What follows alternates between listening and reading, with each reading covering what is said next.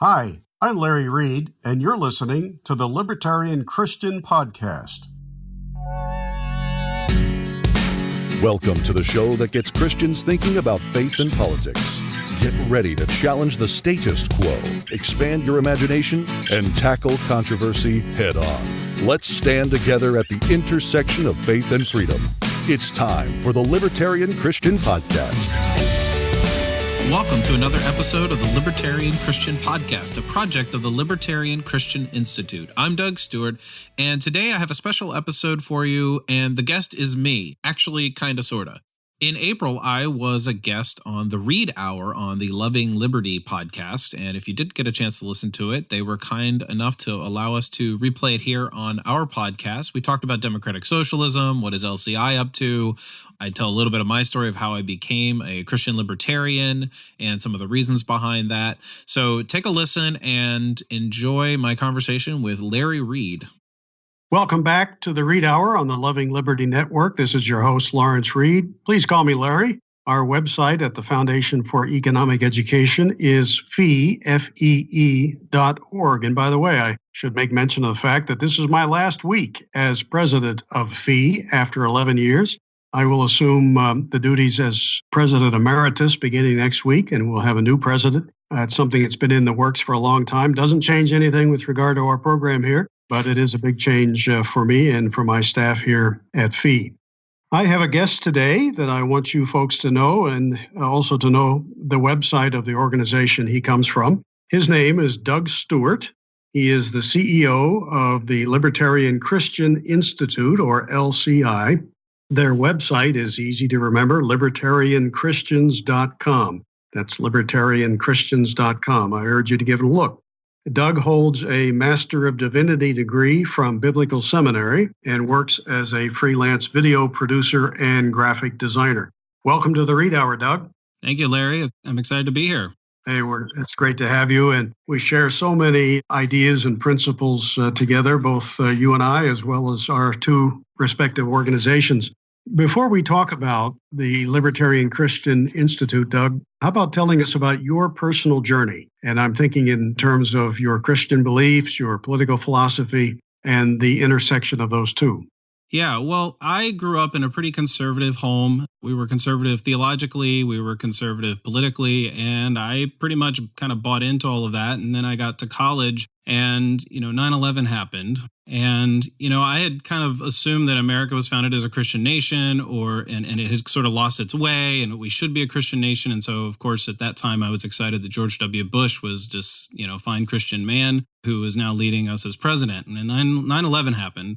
And it occurred to me pretty quickly that if we were a Christian nation following the words of Jesus to turn the other cheek, there would be a very different foreign policy than the one people were calling for. And I didn't quite see what that could have been, but it started me down this road of, maybe politics, maybe I've been thinking about my politics in sort of the wrong way. And then, I left college and I kept, my theological journey, and I started realizing that, if the gospel was so important to the world, that it wasn't really just about individuals and what happens to them after they die. I don't want to undermine that on the one hand. On the other, it's like, well, are we just here to bide our time? And I started realizing that the gospel had a lot to say about this world and a lot of application in this life. And that, of course, included what do Christians have to say with respect to politics? And so if the church is transforming the world, then somehow the world must be transformed, and therefore that somehow leads into politics. The issue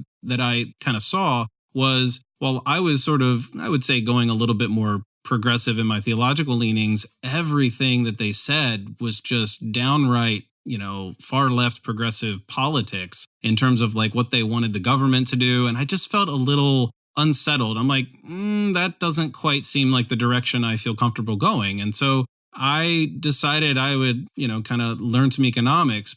Well, at the same time I was doing all this, I was actually a big fan of Glenn Beck. Much to my wife's chagrin, I loved his sense of humor, and I, listened to him a lot. And he kept saying that he was a libertarian at heart. Mm-hmm. Now, in retrospect, I hope that he's become more libertarian at heart than he seemed to be. But it didn't seem to me that he was very consistent when I started discovering what libertarianism was. And he would have Ron Paul on as a guest on his show. And way early on, I thought Ron Paul was crazy. And then when I started realizing I need to learn some economics, well, of course, I turned to some things that Ron Paul recommended that led me to places like the Mises Institute, and it led me to Fee University podcasts that I listened to. This is probably a decade and a half ago. And so my journey went into economics. I would actually feel comfortable saying that I feel like the Holy Spirit led me to, kind of pause me from becoming too progressive, so to speak, and say, hey, you need to learn some economics. If you're going to have anything to say about how society should operate, maybe some economics would be good. So, people like Bob Murphy, Milton Friedman, Fee stuff, Mises Academy, and then, of course, libertarianchristians.com. And I became friends with Norman from a distance. I'm in Pennsylvania. He was in Texas at the time. Mm-hmm. Then I became a regular contributor. It just seemed to me in, thinking back of my, Glenn Beck libertarian at heart sort of mindset, it's like he just wasn't consistent. And I really wanted to find something that felt consistent with the things I thought about with respect to theology and Christian living. And it just felt like libertarianism was at most a consistent expression. You mentioned Ron Paul. I'm happy to say I've known him personally for 35, maybe 40 years. And he served on the board of Fee in the 1980s. And his son, Senator Rand Paul of Kentucky, is also a good friend. You mentioned that 9/11 had such a pivotal impact on you, a galvanizing moment that led to a shift in your political thinking. I'm curious if you could explain for us. At that time, you said that it changed your ideas on foreign policy. Was it foreign policy that preceded 9/11 that you became most critical of, or was it the response, President Bush, to it, or was it both?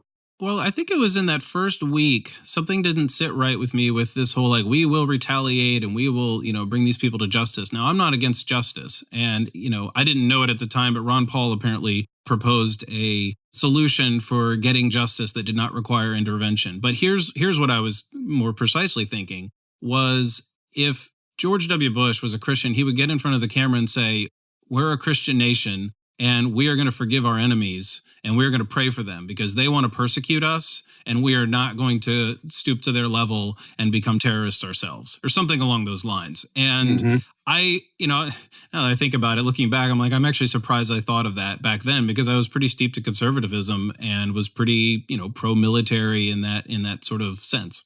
That would have been a tough pill for many Americans to swallow at the time. They wanted to go after the perpetrators for sure. Yeah. Well, I didn't tell anybody about my thoughts until later, so I didn't get in any trouble with any of my friends. Now, tell us about the Libertarian Christian Institute. Brian's giving me the 2-minute warning, so maybe we can only begin that discussion and then we'll resume after the break. What is the Libertarian Christian Institute's mission and what does it do? Yeah, so our mission is to equip Christians to make the Christian case for a free society. It feels sort of a niche in the liberty movement because it reaches out to those who are Christians with a message of liberty rather than just the general message of liberty and sort of a rhetorical and argument for why we should have a free society, a pro-capitalist argument. We do that from a Christian perspective. It was the website, libertarianchristians.com, sort of predates LCI. And it was founded back in 2008 by Norman Horn. It was his way to express thoughts about liberty from a Christian perspective. And it just, the movement kind of grew. He got a post in the Washington Post. And then we had some conferences and it was time to become an institute. And so we became LCI about 4 years ago in 2015. Ah, fantastic. I know Norman Horn, and he invited me once to give a talk at a conference he had in Texas. I can't remember what city, but I remember thinking, wow, where has this organization been? We've needed something like this for a long time. So I really celebrate the fact that LCI exists and it's growing and serving a real need out there and filling a niche. We got a few seconds before the break.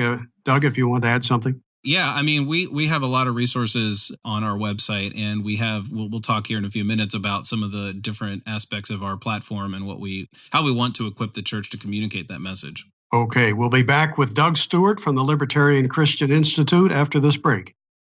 Welcome back to the Read Hour. This is Lawrence Reed, your host, and my guest today is Doug Stuart. He's the CEO of the Libertarian Christian Institute, LCI. Their website is libertarianchristians.com.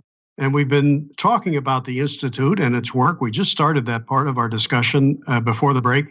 Doug, why don't you pick up where we left off and tell us more about LCI, its mission, and what it does?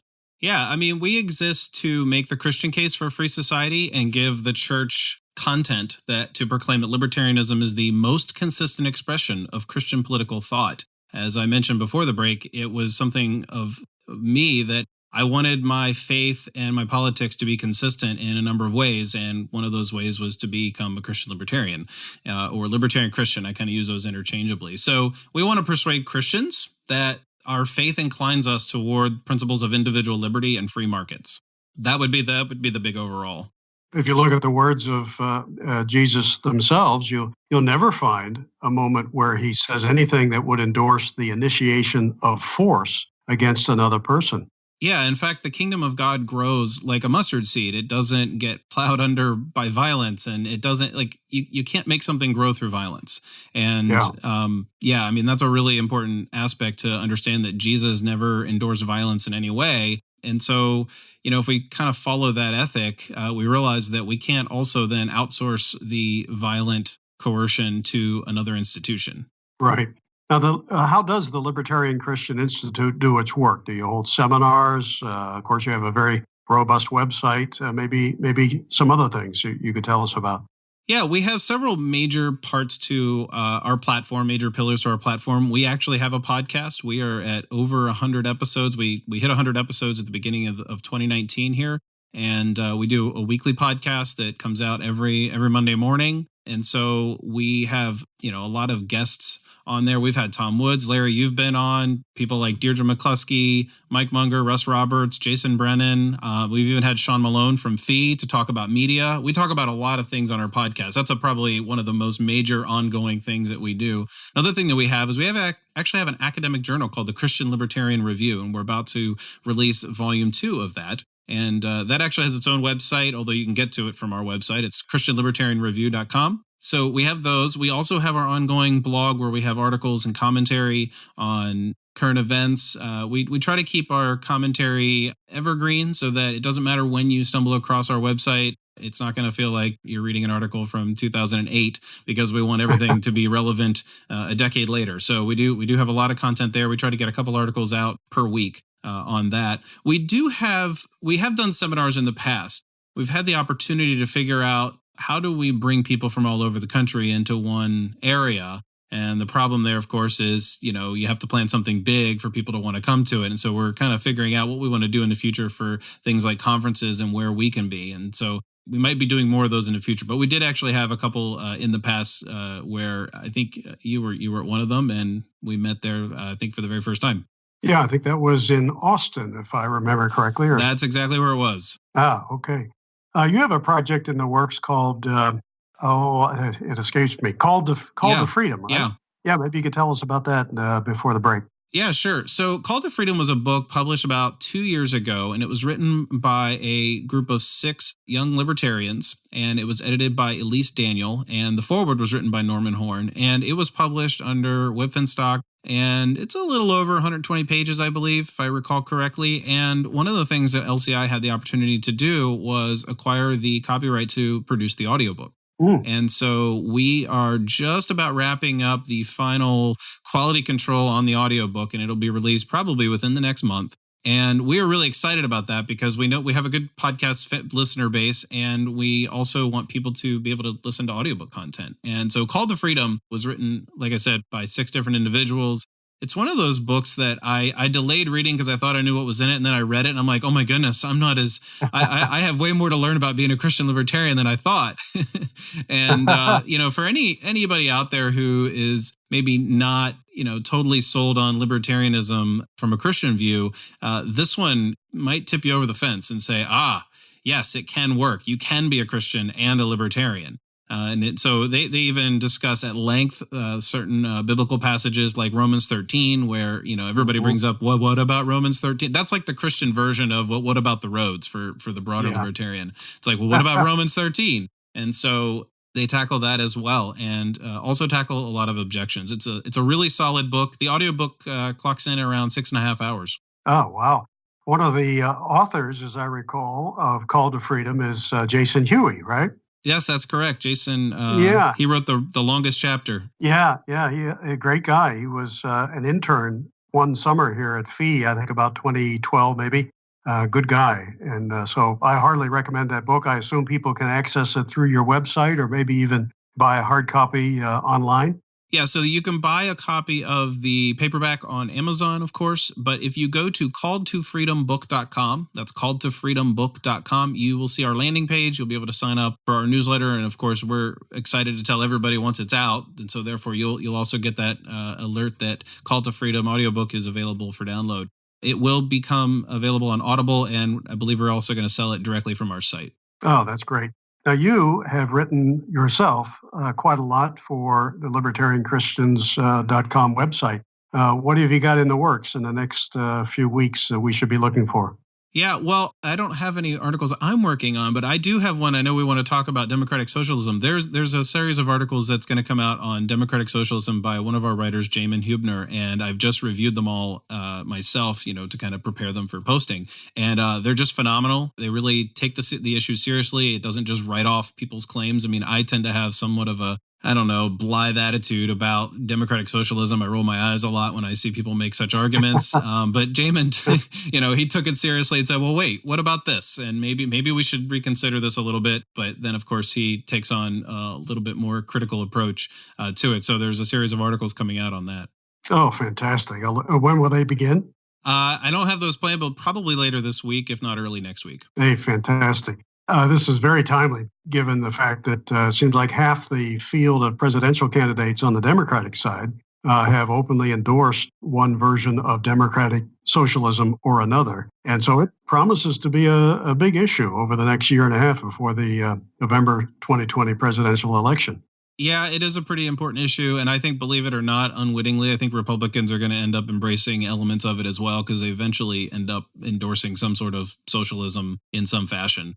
So they're very overt about it on the Democratic Party. So I don't know if that's a good thing or a bad thing, but at least you know what they're about. Yeah. It's so sad that quite often the best that some Republicans can do is to offer socialism light, instead of actually opposing socialism at its core and on principle. They say, well, if you put us in charge, we'll do something similar, but we'll just do it somehow more efficiently or a little less of it. But they undermine the basic premise for liberty when they buy into the democratic socialist agenda. Yeah, and what's most annoying about that to me is that they give lip service to liberty and individualism, and they just undermine it through their actual actions. Yeah, you look at spending, just spending alone. You'd think that when Republicans control at least one of the two houses and the presidency, if not all three, that we get some restraint in government spending. But it seems like it just continues to soar no matter which party is in control. Yeah, I mean, it's been several decades that I've been paying attention to politics more closely, and there are several issues that they seem to be about, but don't really seem to actually do anything about. Yeah. Well, Doug, we've got about a minute left, and when we come back after the break, I certainly want to return to this issue of democratic socialism. It's a big one, and we need to focus on that a bit more. So in the meantime, let me just remind our listeners that we are talking to Doug Stuart. He's the CEO of the Libertarian Christian Institute, LCI. Their website is libertarianchristians.com. He holds a Master of Divinity degree from Biblical Seminary and works as a freelance video producer and graphic designer. They're doing great work at the Libertarian Christian Institute, and after the break, we'll resume our discussion with Doug Stuart. We are back on the Read Hour on the Loving Liberty Network. This is your host, Lawrence Reed, and I'm talking today to Doug Stuart, CEO of the Libertarian Christian Institute, whose website is libertarianchristians.com. Doug, before the break, we were talking about a fad, hopefully of simply the moment, not a long-term one, of people embracing the notion of democratic socialism. This is an issue that is near and dear to my heart. As you know, I've written an essay called Was Jesus a Socialist? And I claim he was emphatically not. I assume you would agree with that. Oh, most certainly would agree, Larry. Yeah. Well, what's wrong with democratic socialism from your perspective? I mean, democracy, isn't that a good thing? And socialism, isn't that nothing more than helping people, sharing stuff with them and giving them free things? Well, it sounds really good, except when you really start thinking about the mechanisms of it, it requires coercion and violence by an institution that you can't get out of unless you like leave the country or something like that. It's pretty unfortunate that there's like all these really good ideals that they want to embody. And I think a lot of Christian progressives will look to the early church, will look to the community that was formed around the Jesus movement in the first century, and they say, see, that's what community should look like. And what they don't realize is what I think, Friedrich Hayek would say, maybe I'm sort of paraphrasing my way of putting it, is like there's a scalability problem. And you can't, you can have small communities take on and embody the kind of principles of sharing and giving and cooperating and things like that. But you can't scale that to something like the federal level of the United States government because now you're getting into what the Bible calls empire. And that's really a big problem because that has to deal with the concentration of power into the hands of a few. If you just listen carefully to the proposals of democratic socialists like Bernie Sanders or Alexandria Ocasio-Cortez, they're not special requests or helpful advice. I mean, these are proposals time and again down the list that are compulsory, that require the use of force. It's really mystifying to me how people seem to embrace democratic socialism without understanding that at its core is this involuntary, mandated use of force and coercion. That's the central feature of socialism that differentiates it from, say, capitalism, right? It's the initiation of force against people. Yeah, and I think there's a deep problem. And, on my most uncharitable moments about democratic socialism, it's just like, man, they seem oblivious to the mechanism by how the world has gotten richer over the past several decades, or, to kind of fit it into the framework, the last 200 years of progress. And they seem pretty ungrateful about it because all they keep talking about is other people's money. Yeah. You and I know this. The global poor are getting richer. They're getting richer at a rapid rate. And all the progressives can do is talk about how much they want to take the wealth of those who are enriched first. Mm-hmm. And you and I just know that what's going to happen if you have free markets and free people, the world will get better. Yeah, you alluded to the fact that they're always talking about money. That is ironic, isn't it? Because that's a criticism that they lob in our direction. Those of us who believe in things like freedom, free markets, capitalism, we're accused of being the people always focused on green eye shade stuff, the bottom line, money. Mm-hmm. And yet you listen to them and all they talk about is our money that they want to take to give to other people for various things. I mean, who's really focused on money here? Yeah. People like you and I, we're talking about compassion, voluntarism, self-help, civil society, people helping people. And yet it's the socialists who are always talking about the money they want to take and redistribute. Yeah, it's always other people's money. It's not their own. I always tell them, hey, you know what? You can give more to the Treasury if you want to. If you think the debt is such a big problem, because they didn't about 3 years ago. If you think the debt, the deficit and the debt are a big problem, then why don't you give a little bit more? They don't have an answer to that. No, and here's something else they don't have an answer to. Arthur Brooks of the American Enterprise Institute authored a book some years ago zeroing in on who gives. In fact, that's the title, I think, of the book, focusing on where do charitable contributions to noble causes tend to come from. And you'd think that socialists would be big givers to all kinds of humanitarian endeavors. But quite the opposite is the case. It's libertarians, it's conservatives, it's people who believe in freedom who take the responsibility more than anybody else to personally support worthy causes, not the socialists who are always the bleeding heart types, but don't put their own money where their mouth is. Yeah, well, that's definitely a statistic that comes out. I think one thing that I would add about that is that it's not an either or that you have government coercion or voluntary charity to resolve the needs of people who have less, that resolve the real needs that we see out there in society, because there is a third option, and that is that wealth expansion, and that is only done through free markets. You and I don't subscribe to a fixed pie fallacy where there's only X amount of wealth out there. You and I know that trade creates wealth, and if we keep trading more, and by that I don't mean some sort of Keynesian consumption idea, but if we enable trade and we allow people to innovate and create better and more efficient things, we will expand that pie. And there is no pie, but we will expand what's there. And it's not something that, people like progressives kind of see. They see things as a fixed pie. And so we know the recipe for success in the world in which everybody has what they need, which is, a lot of Christian socialists, progressive Christians will want things like healthcare for all and a fair wage, a minimum income, fair treatment, and things like that. And it's like, you know what? Compared to where we came from before capitalism, we're well on our way there, and we didn't need any of your programs to make us do it. I've always thought that one of the strongest cases for freedom and free markets is the fact that those things are natural. They are what happen when you leave people alone, whereas socialism is a kind of human contrivance that varies from one schemer or dreamer to another. They're always thinking up some kind of Rube Goldberg contraption to seize wealth as if it's just there for the taking and then redistribute it according to the way they think it should be given out. It's artificial. It's unnatural. It's not what happens when you leave people alone. It's what happens when you put people in positions where they have the power, the political power, to push others around. Yeah, and I think that one of the legitimate concerns I think progressives might have is that you don't want people to have concentrated power, but the only thing that they focus on are people like Jeff Bezos or Bill Gates or Tim Cook or whomever it might be that has so much money that they just, they're like, oh, I want their money. And so that's what they focus on, and they don't realize that it's the same. Like, this is what libertarians are saying about the state, is that you're wanting to enable an institution that has a monopoly over violence in a given, jurisdiction. You want to give them the power to break up what you think is a bad monopoly, who you think has too much money. I'm like, you're just enabling the same thing. And so, I can understand their concern of, somebody having so much economic power. The issue for me is that it's not the kind of power that is destructive. Jeff Bezos is not bombing countries. He's not running, as far as I know, he's not running a deficit to fund things that are immoral and unethical. But, progressives and democratic socialists, they want the state to be the monopoly that Amazon is. I think they're just jealous. They just want to have the power that they think Amazon has, or something like that.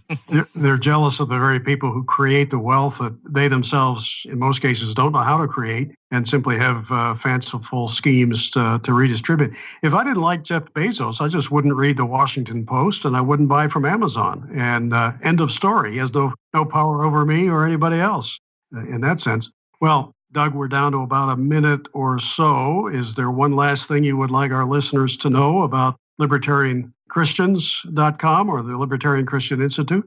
I think the thing that everyone would love to know about LCI is that we work very hard to produce materials that will help Christians communicate the message of liberty. And what we want to do is make sure that they feel comfortable in their families, their churches, small groups, any kind of environment where the Christians they're around might be somewhat either hostile or even just like, oh my goodness, I can't believe you believe that. We want them to be able to communicate and reach out to the church. So that's why we exist. You can read our core values on our website, libertarianchristians.com/mission, and you can see our mission and core values. We have a list of 5 things that we believe every Christian libertarian ought to be able to embrace. That's great, Doug. And to all that you've said, I want to mention to our listeners that if you're interested in reading that essay I alluded to earlier called Was Jesus a Socialist? You can find that on our website at fee.org, fee.org.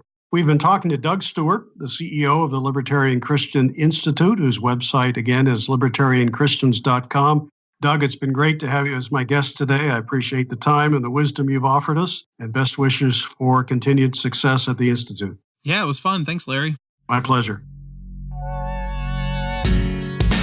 Thank you for listening to another episode of the Libertarian Christian Podcast. If you liked today's episode, we encourage you to rate us on Apple Podcasts to help expand our audience. If you want to reach out to us, email us at podcast@libertarianchristians.com. You can also reach us at LCI Official on Twitter. And of course, we are on Facebook and have an active group you are welcome to join. Thanks for listening, and we'll see you next time. The Libertarian Christian Podcast is a project of the Libertarian Christian Institute, a registered 501c3 nonprofit. If you'd like to find out more about LCI, visit us on the web at libertarianchristians.com. The voiceovers are by Matt Bellis and Catherine Williams. As of episode 115, our audio production is provided by Podsworth Media. Check them out at podsworth.com.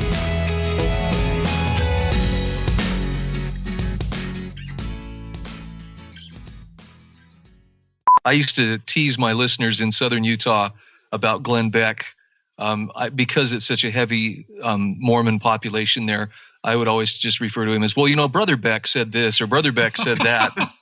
And some people really took offense, but others kind of took it in the spirit it was intended. It was just kind of a little chibe, Yeah, right, I do it now with Brother Romney. Doug, how about if we take up zeroing in on democratic socialism, and I'll ask you something like, what's wrong with it? I mean, it's democracy. Everybody's for that. And socialism, isn't that nothing more than just caring for people and sharing what you've got and giving them free things? Yeah, well, that sounds wonderful. I'm sold. Let's do it. Oh, wait, it requires violence. A minor point, at least to some. Yeah.